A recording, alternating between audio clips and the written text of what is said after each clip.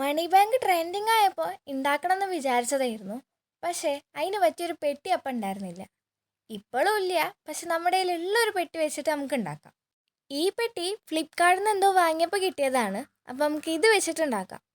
ആദ്യത്തെ പണി ഈ പൈസ ഇടാൻ വേണ്ടിയിട്ട് മേലൊരു ഹോൾ ഉണ്ടാക്കി കൊടുക്കുക എന്നുള്ളതാണ്.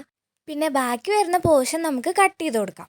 പിന്നെ നമുക്കതൊന്ന് ഒട്ടിച്ചു കൊടുക്കണം. ഒട്ടിക്കുമ്പോൾ സെലോ ടാപ്പ് എടുക്കരുത്, അത് ഒട്ടുന്നില്ല ഗൈസ്.